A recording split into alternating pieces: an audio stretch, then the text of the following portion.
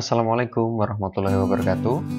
Hai teman-teman dimanapun Anda berada, sebelumnya saya mengucapkan selamat kepada teman-teman karena saya yakin pada saat ini teman-teman telah berada pada tahap level atas atau level menengah atas kelas 10. Tentunya satu saran dari saya, naik level harus juga dibarengi dengan naik level pula cara berpikir, cara belajar, dan manajemen waktu.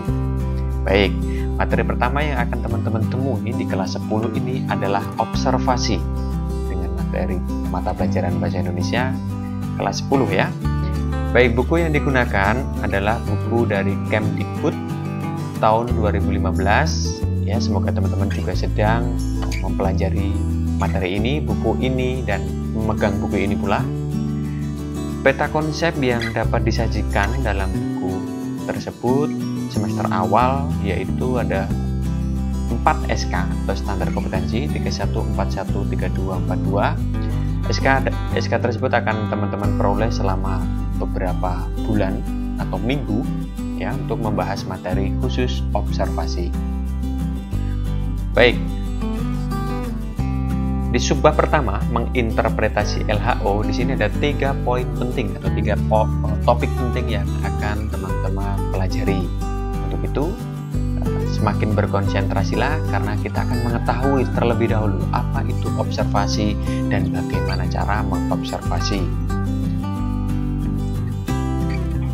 Ya, tindakan peninjauan dan pengamatan dilakukan dengan penuh kecermatan, melibatkan pula wawasan observer atau pengamat, kemudian objeknya berupa fakta, bisa benda, tempat, proses, aktivitas, atau kebiasaan, dan lain-lain. Hasilnya nanti berupa data dan dapat disajikan dalam format teks maupun lisan. Berikutnya, kita masuk ke topik mengidentifikasi isi teks LHO. Ya, poin pentingnya adalah di isi teks LHO, teman-teman. Jika Anda menjumpai teks LHO, tentunya membutuhkan tafsiran atau interpretasi sebagai prosedur awalnya. Perhatikan titik-titik garis berikut ini. Yang pertama, jika kita membaca LHO, teks LHO, maka kita harus melibatkan pemahaman yang baik untuk menentukan hasil interpretasi. Hasil interpretasi seseorang akan berdasarkan wawasan, teman-teman. Kemudian wawasan yang dikatakan baik itu bagaimana? Wawasan dikatakan baik itu jika dapat mengidentifikasi isi teks LHO. Isi teks LHO dapat diidentifikasi dengan unsur 5W1H. Ada 6 pertanyaan itu ya. Silahkan pilih relatif nanti. Kemudian jawabannya berupa pokok isi teks LHO. Ada satu poin penting teman-teman, bahwa pokok isi teks LHO merupakan data yang dicari oleh observer. Berikutnya ada contoh ya, ada contoh di sini, ada sebenarnya lumayan banyak LHO ini, cuman saya kutipkan saja, saya screenshot menjadi 4 paragraf saja. 4 paragraf ini setelah saya baca, saya menemukan 2 pertanyaan sekaligus 2 jawabannya. Bisa teman-teman baca dengan cara pause dulu ya video ini, dibaca, dipahami. Nah, 2 pertanyaan dan 2 jawaban ini merupakan pokok isi LHO menurut interpretasi saya, teman-teman. Nah, kemudian kedua pertanyaan dan jawaban adalah isi teks LHO. Kedua jawabannya dianggap sebagai data pengamatan observer. Nah, mengapa dianggap? Kita kembali lagi, karena berdasarkan interpretasi. Berikutnya, ada pembahasan tugas dari wayang, LHO wayang di buku ajar, buku paket halaman 11. Ada 4 pertanyaan, teman-teman. Benar ya, ada 4, silahkan dibaca, dipahami. Setelah dibaca LHO wayang, maka 4 pertanyaan itu bisa saya jawab dengan kolom-kolom berikut ini. Ada 4, jadi tinggal pilih, tinggal disimak, kemudian tinggal ditulis di buku tugas jika guru Anda sedang memberikan tugas ini. Berikutnya, kita masuk ke topik meringkas. Ya, kegiatan meringkas ini membutuhkan kecermatan dalam menentukan gagasan pokok paragraf karena disajikan secara ringkas. Kita sepakati bersama ya, ringkasan pasti disajikan dalam bentuk yang lebih sedikit. Mengapa sedikit? Karena hanya mencari gagasan pokoknya saja dari beberapa paragraf dan kita gabungkan menjadi ringkasan. Pertanyaannya, bagaimana menentukan gagasan pokok? Kita harus tahu dulu teman-teman 3 pola pengembangan gagasan pokok ya dalam paragraf. Ada deduktif, ada induktif, dan ada campuran. Nah, teman-teman tentu sudah mengetahui ini. Deduktif itu gagasan pokok ada di awal alinea, induktif ada di akhir alinea. Kalau campuran, setelah disampaikan di awal, disampaikan lagi di akhir alinea. Nah, namun teman-teman bisa jadikan patokan ya bahwa gagasan pokok ini biasanya disampaikan di awal. Khusus LHO mayoritas ada di awal.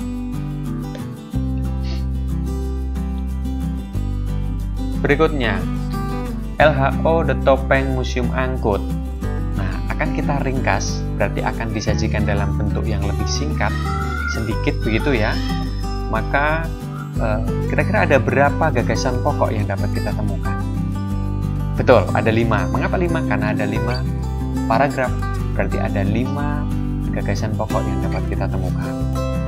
Yang mana saja? Nih, sudah saya berikan ya kotak-kotaknya.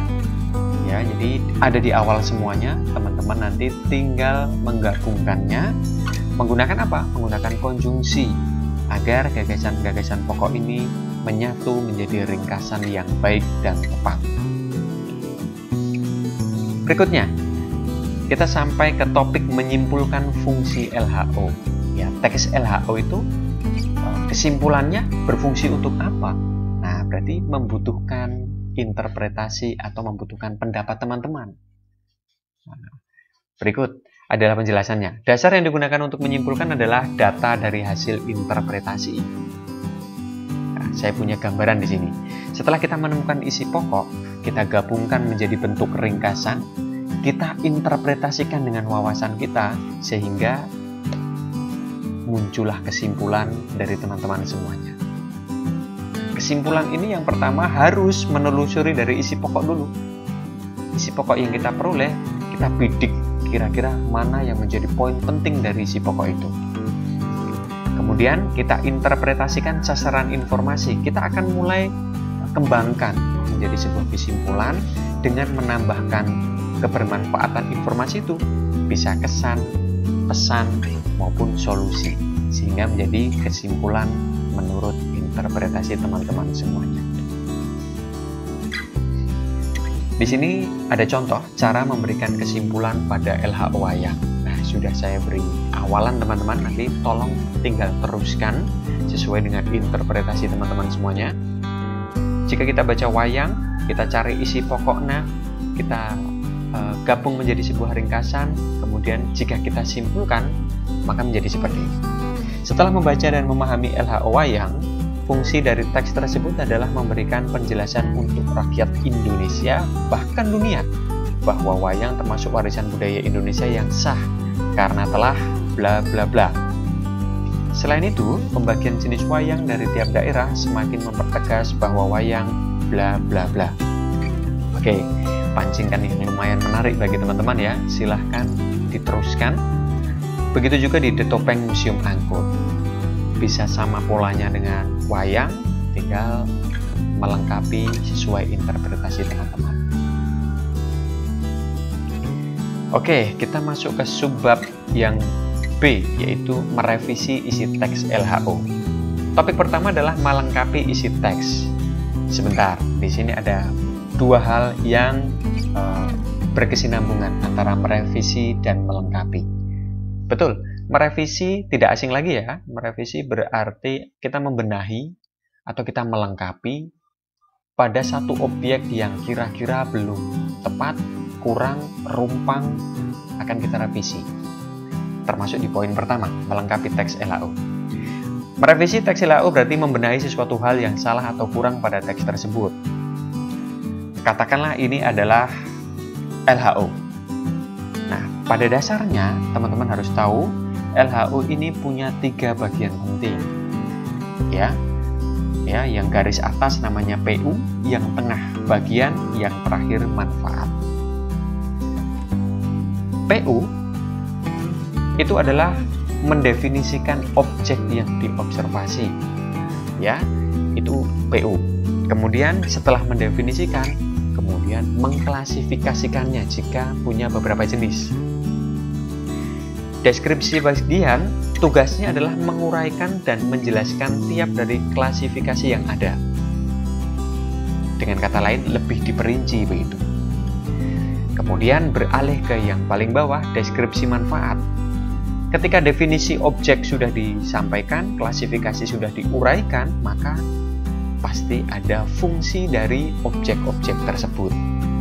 Nah, fungsi dari objek ini melibatkan pandangan observer. Nah, permasalahan yang terjadi, teman-teman, bahwa teks LHO ini ada yang tidak lengkap. Berarti ada 3 bagian yang tidak ada. Salah satunya, boleh PU-nya, boleh deskripsi bagiannya, boleh manfaatnya. Terkadang seperti itu, maka tugas Anda harus merevisinya atau melengkapinya. Yang kedua, permasalahannya adalah salah sasaran objek yang diobservasi. Mengobservasi objek A, namun pada pembahasannya melenceng ke objek C, D, atau bahkan lebih melenceng lagi. Maka tugas teman-teman merevisi dengan cara meluruskannya. Ada juga yang struktur dan penjelasannya terbalik.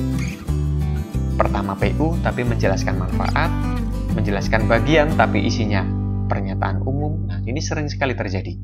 Maka poin B yaitu merevisi menjadi hal yang harus teman-teman kuasai.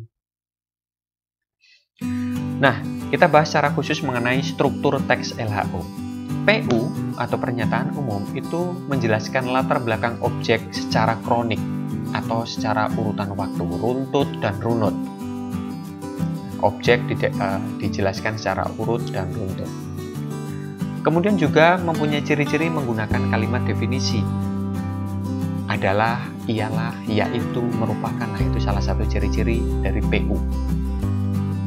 Deskripsi bagian juga sama, menggunakan sifat kalimat definisi ya, karena menjelaskan dari atau menguraikan lebih rinci dari klasifikasi yang telah ada. Perbedaannya lebih komprehensif atau secara luas.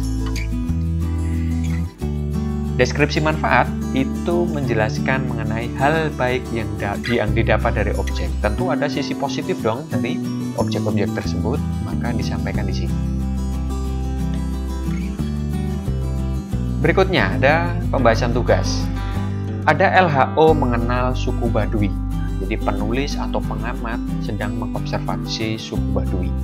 Jika kita melibatkan struktur dan polanya, ada 3 aja seharusnya, PU, bagian, dan manfaat. Nah, setelah dibaca, teman-teman tentu menemukan beberapa hal yang janggal. Yang pertama, PU tidak dilengkapi klasifikasi. Mengapa bisa tahu? Karena di paragraf kedua, ketiga, keempat, kelima khusus menjelaskan perincian dari klasifikasi, yaitu Baduy. Ada Baduy dalam dan Baduy luar, tapi tidak diterangkan dulu di awal.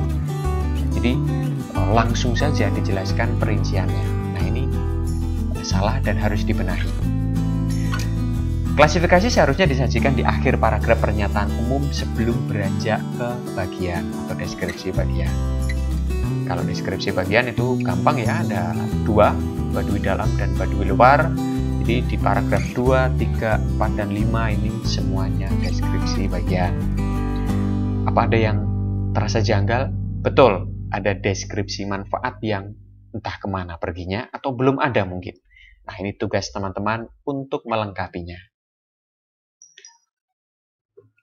Berikutnya, kita masuk ke poin atau topik yang kedua, yaitu membenahi kesalahan isi. Kalau tadi kita merevisinya, isinya, kalau sekarang kita kesalahan isinya.